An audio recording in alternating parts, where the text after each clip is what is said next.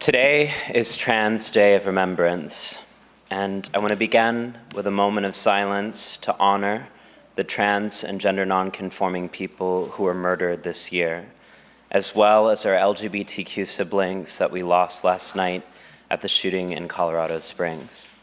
In 2022, there have been 32 recorded murders of trans people in the United States and over 327 globally, the majority of whom were Black and Indigenous trans feminine people. These figures are shoddy and imprecise. Trans people are often misgendered in our deaths, and most places do not have sufficient tracking measures to keep a record of anti-trans hate violence.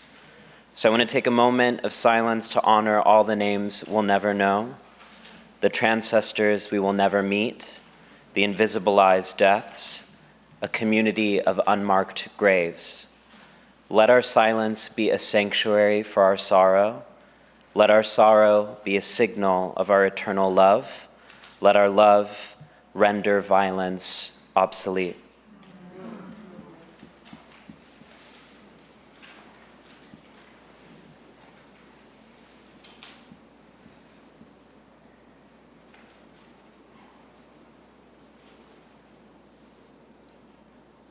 Thank you. Thank you to Reverend Dr. Jackie Lewis for this invitation and to Middle Church for having me. Let's begin with that, me. My name is ALOK, and there are plenty of words I could use to encapsulate who I am, but none of them hit as close to the bone as an empath. I feel, therefore I am. Today, this week, my home state of Texas proposed a bill that would criminalize venues for hosting trans performers like me. It's one of over 330 anti-LGBTQ bills that have been introduced this year alone in the US. Last night, at least 5 queer people were murdered at a bar in Colorado Springs, which goes to say, in the face of the baseness of a society trying to eliminate the people that I am and the people that I love, I come to you in pain. But this pain, it does not belong to me. It is yours and it is ours, but it is not mine to hold alone. Trans people have become a repository for the unprocessed grief of this disconsolate society. It's a society that fabricates narratives that trans people are dangerous to distract from the real violence occurring in its places of worship. It's a society that worships the false prophet of fear, whose scriptures seep across news feeds like an oil spill, whose disciplines and disciples paint murals out of the muck, manufacturing misinformation about trans healthcare in a country where the majority of people can't even afford to go to a doctor. It's a society that fuels the myth that our drag shows are destructive to divert from the true scene of the crime, its own homes, its own familial abuse passed down across generations like a family heirloom. One in which we wear our brokenness as a badge, as if our heartbreak makes us a martyr, not just miserable. It's a society that teaches men that their worth is commensurate with how much they can become a weapon, first detonated against themselves, then against one another, then against anyone who reminds them that they too are capable of blood. It's a society of fiction writers cosplaying as politicians, using this country as their global Comic-Con to compose stories so tantalizing and irresistible that the people, they live in them, not here on this earth, but there in the fairy tales of this country and its surgical division of billions of beautiful people into one of 2 genders and the subsequent pageantry of pretending like this coercion was our own choice. It's a society where we are told we only have worth for what we look like, not who we are, one which ritualizes and glorifies the irreversible damage of flattening our multitudes into mere flesh as if we were only bodies, not souls. Trans people are demonized precisely because that prevents this society from addressing its own wounds. Transphobia was invented as a quick fix, a diversion, an ambassador to the status quo. The anguish and the indignation that many feel is just and necessary, but it is being misdirected at the wrong target. Trans people are not the enemy.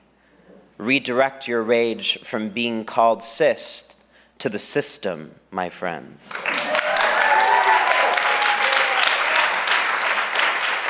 As trans people, we are tasked with holding the refuse of what others refuse in themselves, the shameful parts that they cannot reconcile with their self-image, their hesitations, their ambivalences, their contradictions, all the pieces left on the cutting room floor from the stories we tell about this country and its gender and its people. But I refuse this assignment.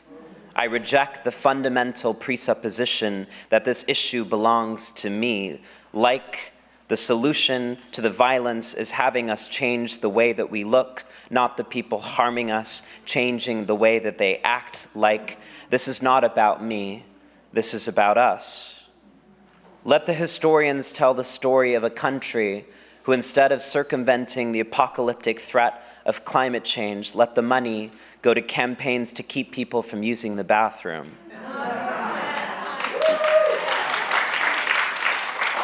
Let the therapists speak to the diffused resentment of a people who, instead of being outraged by the gutting of public infrastructure, gasping for air like a drawn fish, the anger it was reserved for men in dresses in the media. Why are so many more people uncomfortable with what trans people look like than an escalating economic inequality? It's time to get our priorities queer.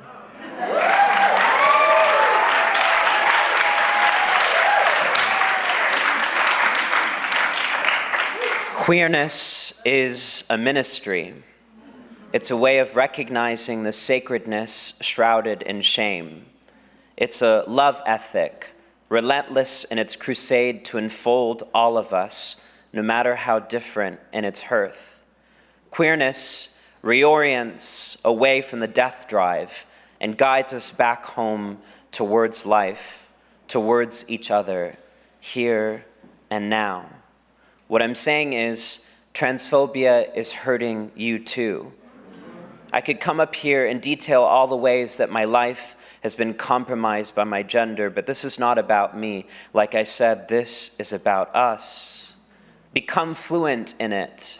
How transphobia has abridged and abbreviated your own life, eclipsed your own potential freedom, love, wonder, capacity for expansion. How all of those days that could have been spent tending a garden, trying new recipes, building meaningful friendships were instead spent policing and commenting on other people's bodies. How all of the resources that could have gone towards actually investing in women's sports were wasted on kicking out trans athletes. How all of the energy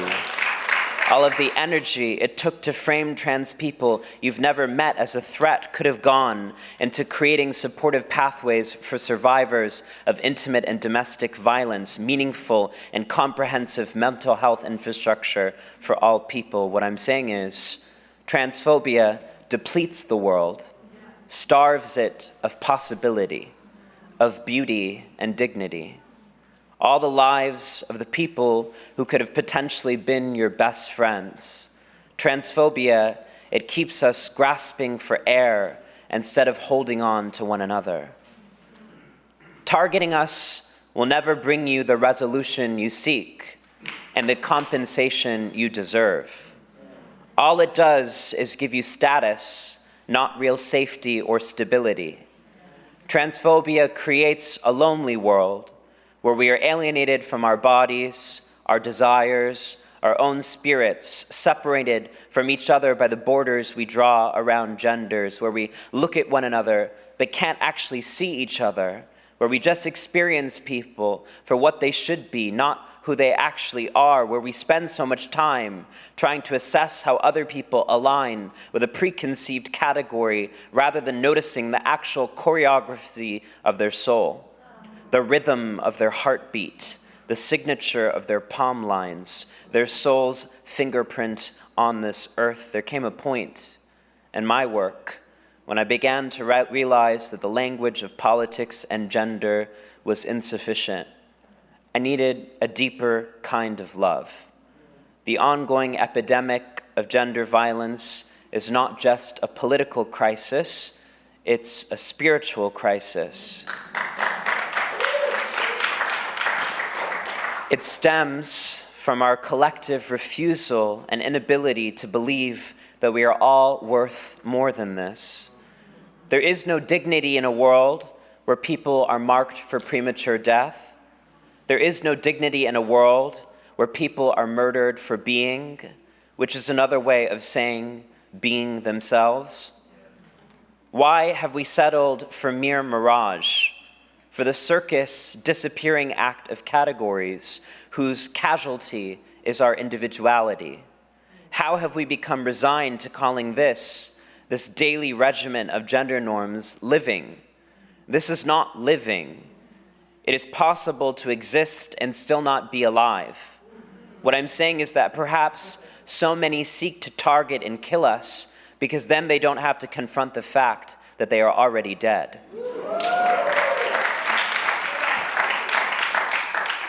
I don't know about you, but I want to be magnificent. I want every moment on earth to be a monument to it, magnificence. I want heaven on earth now. I want the divinity of individuality. I want a soul-first kind of love that recognizes that beauty is not about what we look like, it's about how we treat one another. And I learned that kind of love from queer people, from the sacredness of a dance floor like that one in Colorado Springs, from people who have been shown so much lovelessness from the world and yet found a way to love themselves despite it, simply through loving each other. From queer people who loved me before I was brave enough to love myself. And that's why we're being targeted, gunned down.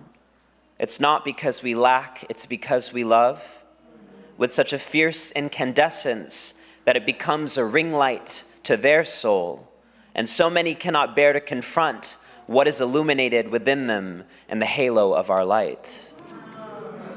So how did we get here? To this perennial scene of self-sabotage, screened across America like a Hollywood film, where we keep on stubbing our toes on the way home, stepping on each other like stones on a street. How did we mistake another cage as a home, another leash as a key out of it? Decorate our dissociation like a plastic Christmas tree, pretend that made it somehow different. We got here because we got lost, and that's okay because that's what humans do, get lost. We are counterintuitive, flawed, imprecise, callow, and rash. And how wonderful is that? Because inscribed within us, within our own self-destructive impulses, is a roadmap home, an invitation back to one another. Every time we get lost is another opportunity to ask for redirection. Crisis is many things, among them an invitation back to one another. And in this moment of discord and division, we are being called back together. We are being asked to forego our fidelity to fear and put faith in one another, to remember that ancestral wisdom inscribed in our very DNA like a tree ring and a trunk. We need each other fundamentally to get free. And so I love the people who hate us more than they could ever hate us, because I refuse the distraction and diversion to think that I could ever do this alone, this meaning being alive. My plea is not that you see my humanity, it's that you see your own. that you remember and reconnect with that voice inside of you that once upon a time knew how to trust, that you trust in trust again. Make the foolish leap of faith. Love yourself enough to love us, to believe that the glory days don't have to be over, they can last forever. That glory comes from seeing divinity as an extension, not a departure from our humanity. Perfection means we cannot do this alone. Perfection means we broken people find each other to complete ourselves, that we need each other not just to be free, but to be. Every day, I walk outside as a leap of faith. Sometimes I wonder if I'll be the next statistic. If next year on a day very much like this, they will be saying my name. Sometimes that fear, it takes control of my life, and I want to hide forever. But then I choose faith, by which I mean I call a friend, and I remember that there are people in the world who are beautiful people, by which I mean kind people, people who are generous and compassionate, by which I mean divine people. And I go outside anyways, both woman and man, both fearful and loving, both body and soul, both you and me, all love. I heard a story once about people who had the audacity to love even in the face of profound grief and despair. I think those people were called humans. Thanks so much.